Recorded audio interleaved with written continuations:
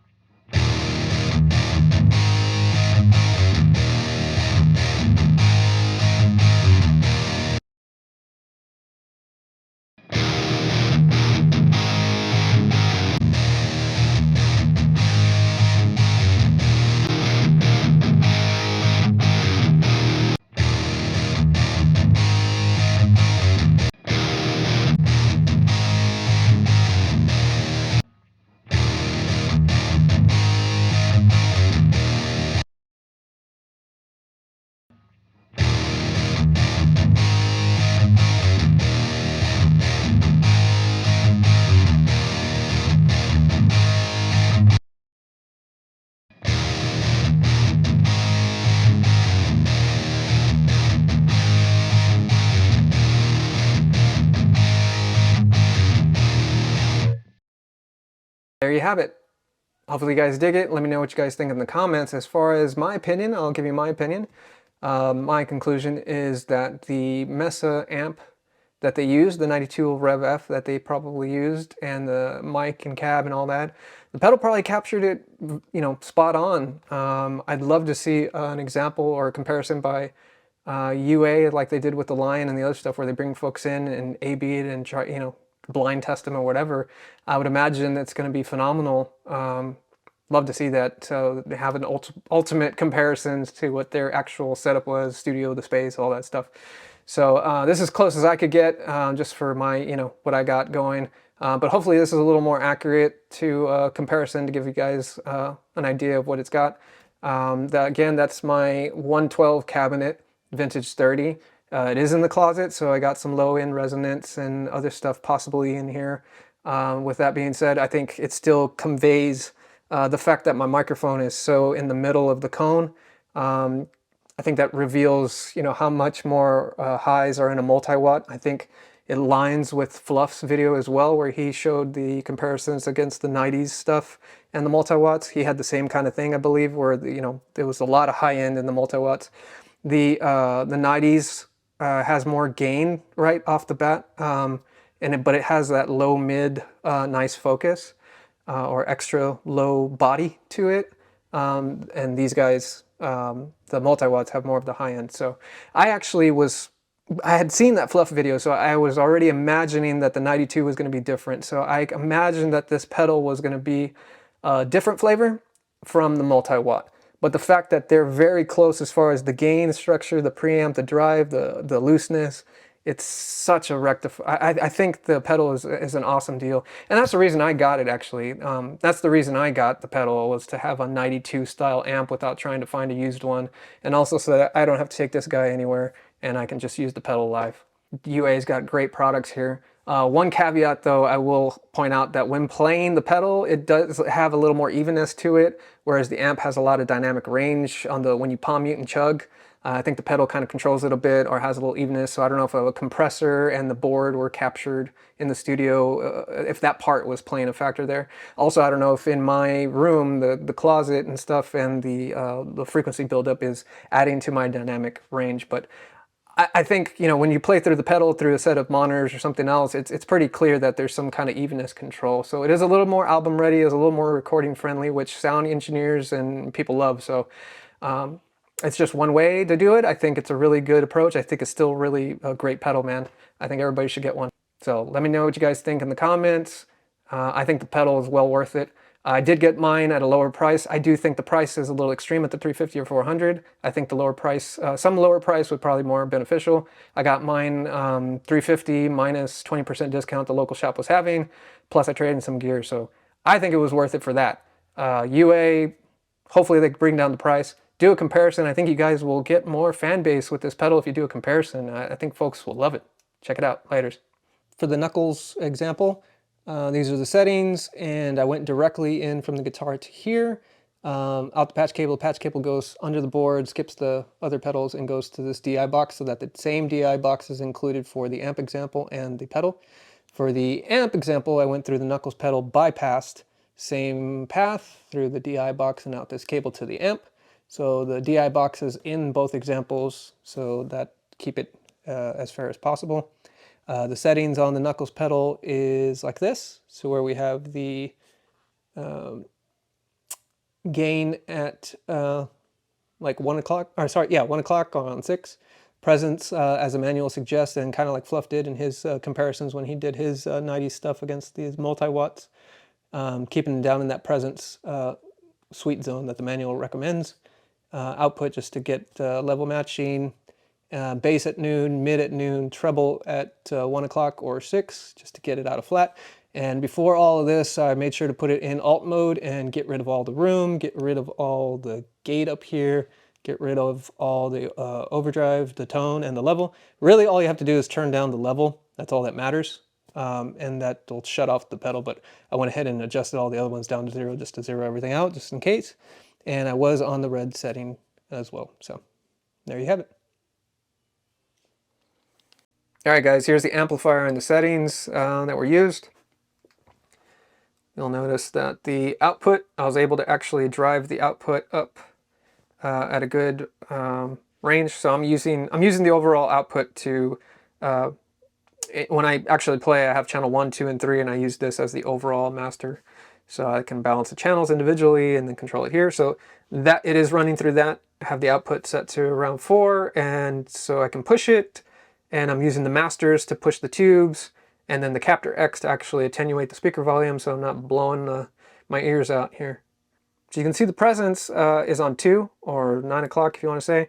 If you read the manual, it actually talks about this. And I had read the manual before, but I went back to review it after Fluff's video that I saw where he was comparing 90s Mesa to a multi-watt, a 2000 Mesa, a 2000 multi-watt. And he did his comparison with the presence around this same zone due to the manual's suggestions and stuff. So I've actually got better success once I've gone down this low.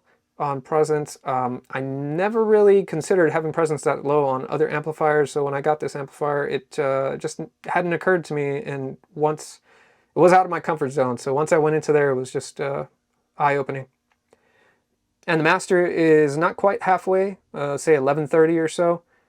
So not quite halfway up, but they're 1130, but still able to push the tubes. That's actually one of the recommended zones out of the manual, is kind of the upper limits of a lot of the suggestions it has in there to push it up in that region. The gain knob is up around 6 or 1 o'clock. We have the bass around noon, so I didn't cut any bass out, left it flat. Mids, left it flat as well. And then treble, put it around 6 or 1 o'clock if you want to say. Just to get that gain pushed. And of course you can see I was on the modern mode, channel 3, 50 watts. Again, keep in mind I'm running 50 watts because I have a 1x12 cabinet. It's not something that runs 100 watts. I'd love to run 100 watts, but sticking for 50 due to my 112. And the amplifier is running into the Captor X. If you guys don't know, I mean, it's got the attenuation on the back. There's really 3 settings: full blown, or in the middle, attenuated, and then all the way down really, really low, which is too low for recording. Good for bedroom volume playing, but so I'm using the middle setting. And then that's, FYI, that's on top of a Mark V, used Mark V 25 that I just recently picked up. Love this thing. Let me know if you guys want to see something else on that particular. I can do a comparison on that one. And that's all sitting on top of a lovely Fender Rumble amplifier, which is on top of the Mesa 1x12 cabinet. And I'll get a better shot of that here. So that's sitting on top of a Mesa Boogie 1x12 cabinet. And let's get in there. You'll actually see if I can do a good job here showing what we're working with. Hopefully you guys can see that. So it's not quite on the edge of the dust cap where it meets the cone. It's a little more towards the middle of where the cone is, but I guess slightly more towards the edge of the cone meeting the dust cap. So more like 50% between the edge of the cone and the edge of the dust cap, with, I guess, slightly more towards the edge of the dust cap. So that's where I was, which makes sense, I guess, because this amplifier is a little more trebly, if you notice from the examples. And I did this by ear, trying not to do it by eye. And when I did it by ear, moving the position around, this was kind of the more balanced frequency, less of the highs and stuff, at least less of the irritating highs. So that 57 goes into the D'Addario stage box that I have here. This is the kind of the best, most affordable option I found to have several inputs in here with microphones and stuff always set up, and being able to snake that over with the DB25 cable to my rack gear, which goes around here to the wall, around over to my rack gear over there. The example that runs through the Rupert Neve is going through this 511 500 series that I have. You'll see that the trim is at 0. The overall red gain knob is at 36 dB. The roll-off was set, but I didn't have it engaged, so no roll-off from the low end. The silk texture is about 40%, so not quite halfway. And from the manual and stuff that I've read, that this texture can really be pushed pretty hot up. When you go full percent, it's pretty overly done. So with distorted guitars, didn't need that much harmonics and extra brittleness. So this seems 40% seems a little, gives it a little extra from the preamp, but not too much. So that's what you're hearing. Some of that extra high-end harmonics and stuff is probably coming from that silk on the preamp on that example. So the Rupert Neve is going through line 7, out line to line 7, but then I have a pad that brings it down. The DI box for the knuckles is going into channel 3 with the Z white Z impedance. So for those of you who don't know, the MBOX allows you to change the mic impedance. This is one of the beauties of this interface over others. So this is like the average impedance setting, that's more average for most devices, the 5K I believe. So you can change between 1K, 5K, and 10K on the mics, and this is the 5K setting. No low cut, no nothing there. And then the sound example that just uses the MBOX preamp is going in on 4. You can see it just had Z, again, 5K impedance, no pad, no low cuts, nothing like that.